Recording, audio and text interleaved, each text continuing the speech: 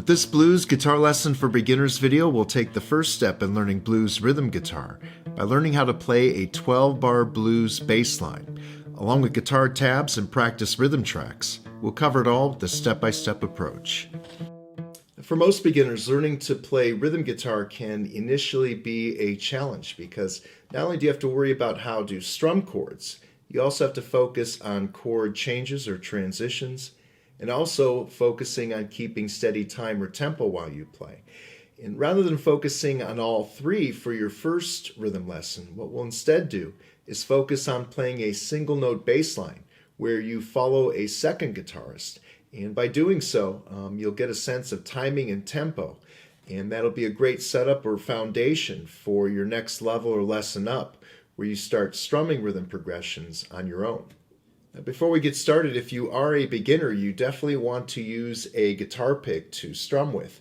If you don't use a guitar pick, you'll get a blister on your thumb right away. And most blues rhythm progressions are strummed with a guitar pick. And if you've never used one before, just pinch it between your first finger and thumb, and you'll get the hang of it after just a few practice sessions. Now, the goal of this lesson is for you to provide a bass line for 2 complete verses. Each verse will be a 12-bar progression. So the first step is we need to determine what is a bar. And for the bass line, which will be single notes, each bar is going to consist of 8 beats or an 8 count. So let's show you an example of the 8 count, and we're going to go to the first note that we play. With your fretting hand, for most of us the left hand, you place your first finger on the 6th string 5th fret. And we have a tab example here on the screen, and a quick review of reading tab. The 6 lines, horizontal lines of the tab represent the 6 strings on the guitar, with the top line, or the 1 line, representing the top 1 string. Line number 6 is the 6th bottom string. And the numbers on the line represent the frets. So we are playing the 6th string 5th fret. Now, on a lot of my tabs for beginners, I include the finger numbers to fret with. So just below that 5, you'll see the number 1. That represents the first finger. And the 8 count will simply be playing that note with an 8 count. Usually you count in 4s like this. 1, 2, 3, 4, 1, 2, 3, 4. We'll do that again. 1, 2, 3, 4, 1, 2, 3, 4. And that is how we're going to count each bar in this progression. Now, rather than using finger, fret numbers, and string numbers, it does make things go a little easier, a little quicker if we know the letter name of the note we're playing. And that's where knowing the chromatic scale comes in handy. I have a separate lesson on that. I'll have a link in the video description to review finding notes on the guitar. But a quick review of the chromatic scale on that bottom string. To determine this letter name on the 5th fret, the bottom string is E, F, F sharp, G, G sharp, A. So as long as we know this is A, we can explain things a little bit easier down the road here. And that first bar will be A for an 8 count. 1, 2, 3, 4, 1, 2, 3, 4. Now, the good news to start this progression is we're going to do or play 4 consecutive bars of A. So 4 bars will equal a total count or beats of 32 beats. So we're going to review that right now, but as we extend things a little bit, we don't want our strumming hands sort of floating around like this. We want to anchor our fingers. Now, if you have an acoustic guitar, just below the sound hole on the pickguard. If you have an electric, just get it below that top string. If you sort of anchor or plant your 3rd and pinky fingers down, it keeps your strumming hand steady and in position. So when you're playing the note, you're pretty much just sort of tapping down, mostly with your thumb, but your first finger's holding the pick as well. And you're just sort of tapping down to keep time, as opposed to strumming freely like this. If you do this, eventually your hand gets tired and you sort of you start waving around too much. We want to keep our fingers right next to that string the whole time. So if we plant the fingers down, let's do that 8 count again. 1, 2, 3, 4, 1, 2, 3, 4. And now let's do all 4 bars. So that'll be a total of 32 counts, but we'll count the whole thing in fours. And one more thing, let's add in the leading count. Since this is the beginning of the song, there is a leading count. 1, 2, ready, go. And then we'll kick into it. 1, 2, ready, go. 1, 2, 3, 4. 1, 2, 3, 4. 1, 2, 3, 4. 1, 2, 3, 4. 3, 4. 1, 2, 3, 4. 1, 2, 3, 4. 1, 2, 3, 4. The next clip you can practice bars 1 through 4 along with a backing rhythm track. And what we'll also include will be a guide bass line track as well. So that way you won't play too ahead or behind the rhythm. Again, the objective is simply to hear how the bass line harmonizes with the backing rhythm and also to keep steady time. And we'll review bars 1 through 4 in the next clip 2 times.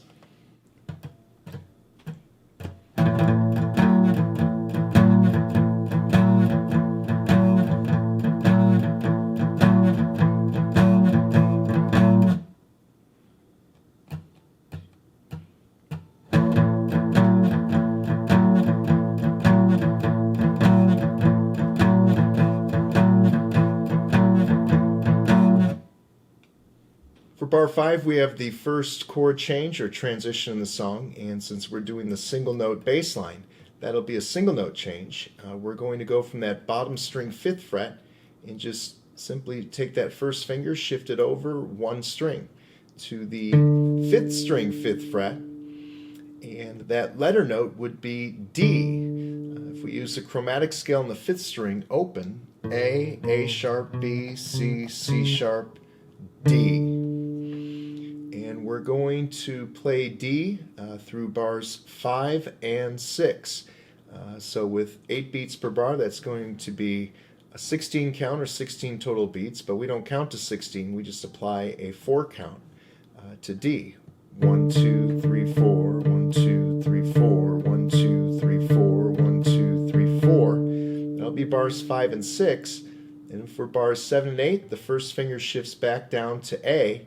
Another 2 bars there. 1, 2, 3, 4, 1, 2, 3, 4, 1, 2, 3, 4, 1, 2, 3, 4. So putting the 2 together. 1, 2, ready, go. 1, 2, 3, 4, 1, 2, 3, 4, 1, 2, 3, 4, 1, 2, 3,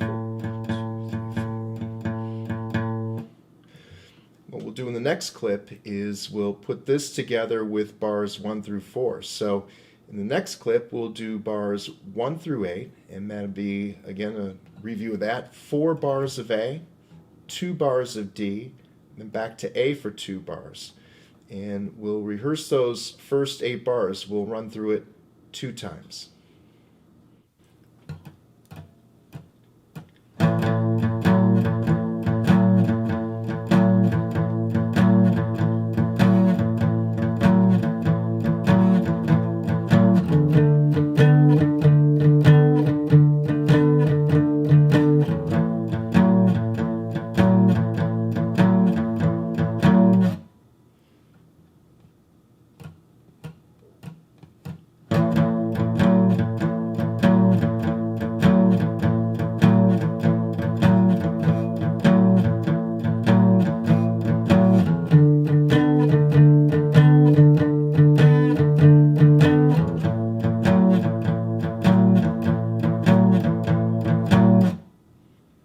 For bar 9, we have another chord change, or in this case, a single note change for the bass line.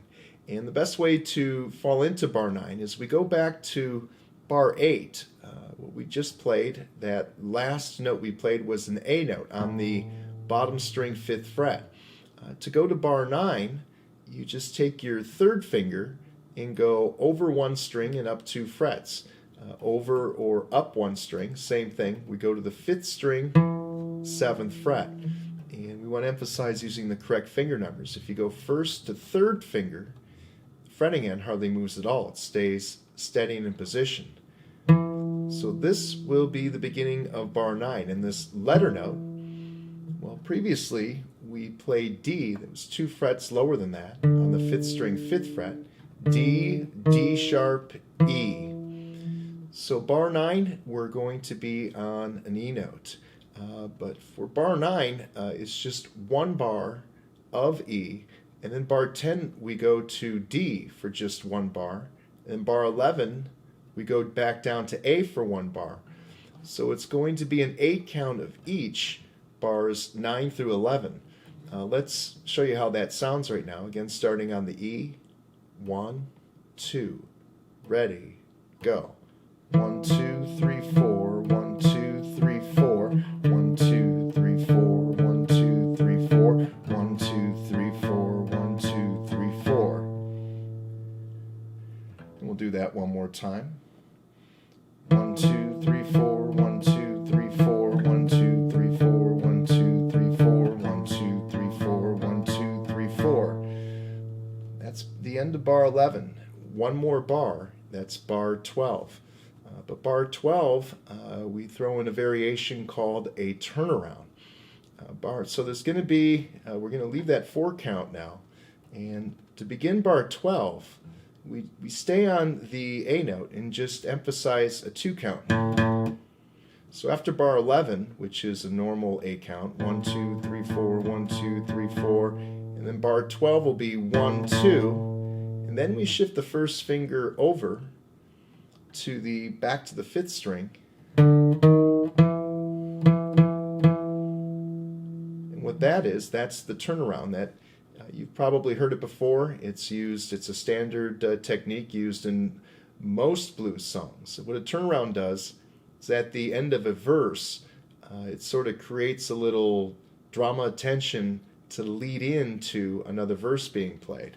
And the turnaround we're going to use for this bass line is going to be 5, 6, 7, and then staying on that 7, we add an extra 3 count. 1, 2, 3. 5, 6, 7. 3 7s after that.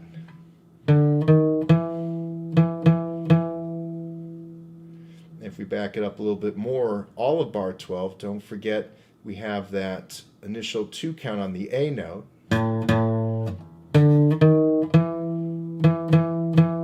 That is technically bar 12. 1, 2, 1, 2, 3, 1, 2, 3. That's a suggested way to count it. So a lot more switching going on for these last 4 bars. Let's put together bars 9 through 12. We'll probably walk through it a couple of times. Here we go. 1, 2, ready, go. 1, 2, 3, 4, 1, 2, 3, 4, 1, 2, 3, 4, 1, 2, 3, 4, 1, 2, 3, 4, 1, 2, 3, 4, 1, 2.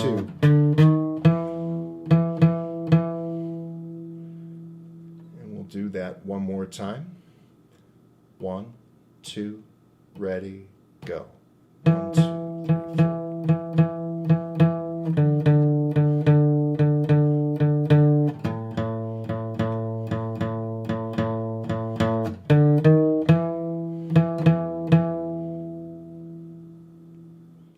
And with that, we'll go to the next clip. We'll review bars 9 through 12. We'll go through it 2 times, playing along with the rhythm guitar.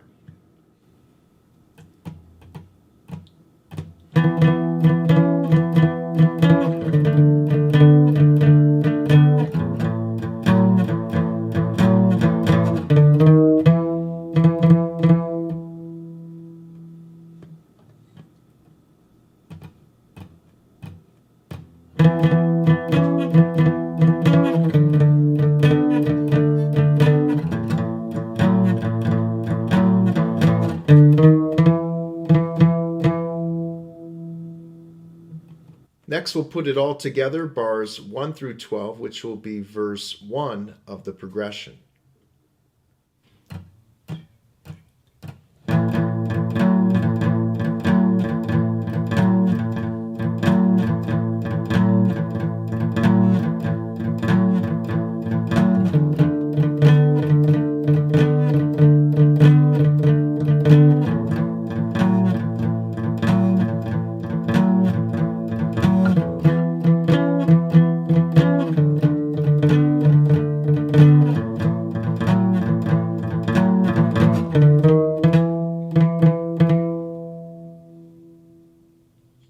verse 2, bars 1 through 11 will be played exactly the same as they were for verse 1.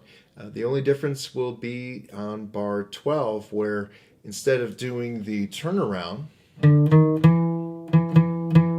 we want to end the song with the ending, which will just be a single note played. So the best way to sort of rehearse the ending for verse 2 is to back it up a little bit to bar 9 and see how bars 9, 10, 11 lead into the ending. Here's how it'll sound. 1, 2, 3, 4, 1, 2, 3, 4, 1, 2, 3, 4, 1, 2, 3, 4, 1, 2, 3, 4, 1, 2, 3, 4, 1, 2. And just that one single note. We'll play that. That'll be a sustained note that'll sync up with the final chord play by the rhythm guitarist.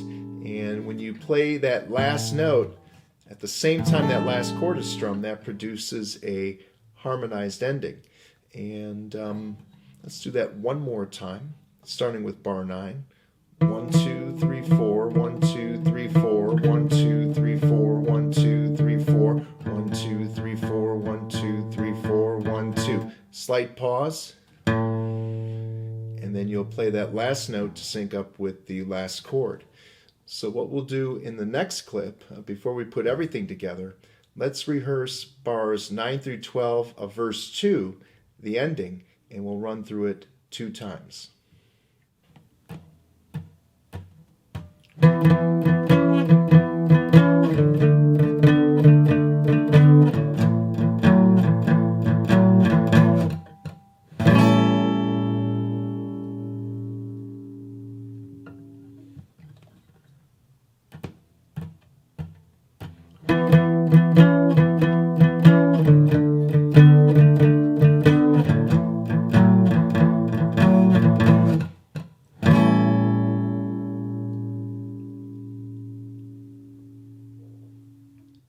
Now we'll put it all together, playing verses 1 and 2. The only difference will be at the end of verse 1, we play the turnaround.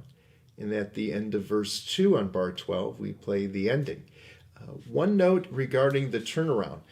Now that we're connecting the 2 verses, when you get to the end of that turnaround, 1, 2, 3, 1, 2, 3, you want to quickly, as fast as you can, get back to the A note, the bottom string 5th fret, to begin verse 2. You got to get there pretty quick. One thing you can do, you can delete those last 3 notes. So for the turnaround, 1, 2, 3, 4, 1, 2, 3, 4, 1, 2. You could just play those 3 notes. That gives you a little time to set up to begin verse 2. Otherwise, 1, 2, 3, 4, 1, 2, 3, 4, 1, 2, 1, 2, 3, 1, 2, 3. You got to get back pretty quickly to start verse 2. So a little food for thought there on some options on how to end verse 1. But let's put it all together now in the next clip, combining verses 1 and 2.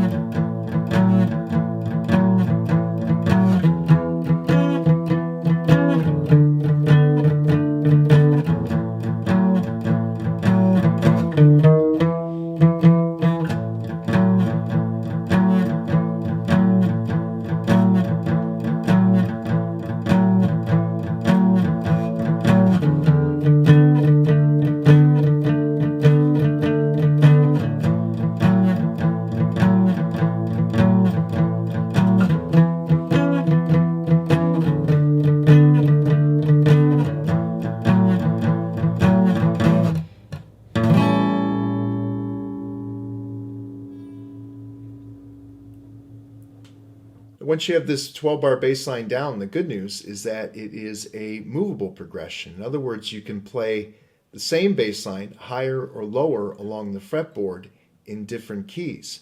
And all you need to know at this point is that the first note you play, that letter name of the note, will be the key you're playing in. So I'm at 5th fret. Our previous example was in A blues. If we were to play in F sharp blues, well, it's just a matter of counting up the chromatic scale on the bottom string. E, F, F sharp. And the same progression we did, just a different key, F sharp. You'd be down there, and just a quick little.